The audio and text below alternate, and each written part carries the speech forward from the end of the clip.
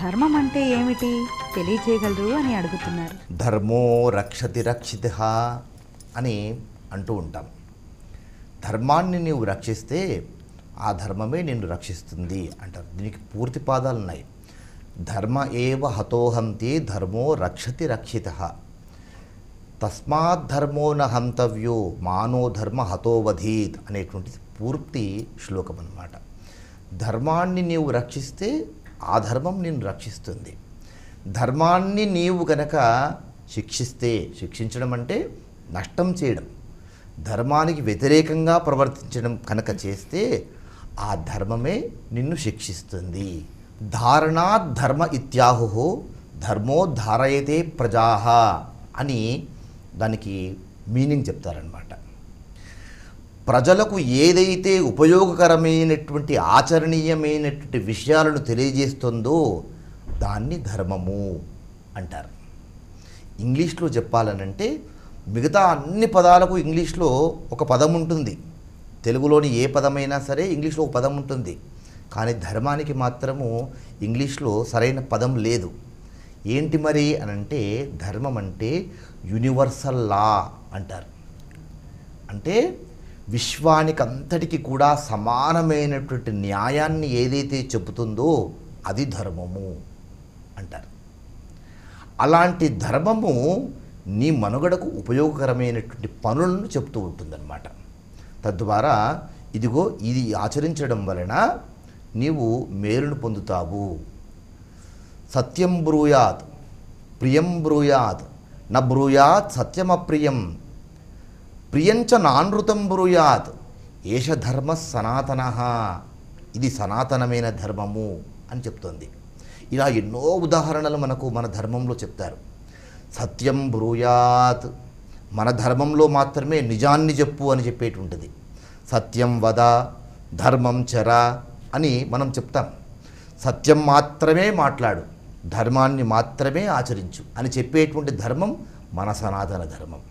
సత్యం బ్రూయాత్ నిజం మాట్లాడు. ఆ నిజం కూడా ఎలా మాట్లాడాలని చెప్తున్నారు. ప్రియం బ్రూయాత్ చాలా ప్రియంగా ఎదుటివారు వింటుంటే వారు ఆనందించేట్టుగా చెప్పు. అలాంటి సత్యం చెప్పు. సత్యం బ్రూయాత్ ప్రియం బ్రూయాత్ న బ్రూయాత్ సత్యం అప్రియం. ఒకవేళ సత్యం కఠినంగా ఉండి నిన్ను బాధించి ఎదుటి వ్యక్తిని బాధించేట్టుగా ఉంటే కనుక అప్పుడు సత్యం చెప్పకుండా ఊరుకో అని చెప్పారు. అంటే దాని ఉద్దేశం అబద్ధం చెప్పు అని కాదు. ఆ సత్యం వలన ఎదుటి వ్యక్తి చాలా బాధపడేటువంటి పరిస్థితి వస్తే కనుక నువ్వు ఊరుకో, అబద్ధం చెప్పకు, కానీ ఆ సత్యం చెప్పకుండా ఊరుకో. ప్రియంచ నానృతం బ్రూయాత్ అనృతం అంటే అసత్యం. చాలా తీయగా ఉంది, వినేటువంటి వారికి చాలా ఆనందాన్ని కలిగిస్తుంది అని అనిపించినప్పటికీ కూడా అసత్యం చెప్పకు. ప్రియంచ నానృతం బ్రూయాత్ ఏష ధర్మ సనాతనః ఇది సనాతనమైనటువంటి ధర్మము అని మన ధర్మం చెప్తుంది. ఇది ధర్మం అన్నమాట. మనకు చతుర్విధ పురుషార్థాలు చెప్తారు.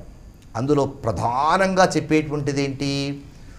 ధర్మార్థ కామమోక్షములు అనేటువంటివి 4 పురుషార్థములు. వీటిని చతుర్విధ పురుషార్థములు అంటారు. అందులో ప్రధానమైనటువంటిది ఏది? ధర్మం మొట్టమొదలుగా చెప్పారు. అంటే దేశమంతా కూడా మన పురాణాలు ఏవి చెప్పుకున్నా కానీ, మన వేదం ఏది చెప్పుకున్నా కానీ, 4 వేదాలు కానీ, 18 పురాణాలు కానీ అన్నీ చిట్ట చివరికి ఏం చెప్తున్నాయి? ధర్మం గురించి చెప్తున్నాయి. ధర్మాన్ని ఆచరించు అని చెప్తున్నాయి. ధర్మాన్ని ఆచరించడం వలన ఆ ధర్మం ఎప్పుడూ నిన్ను కాపాడుతూ ఉంటుంది అని చెప్తారు.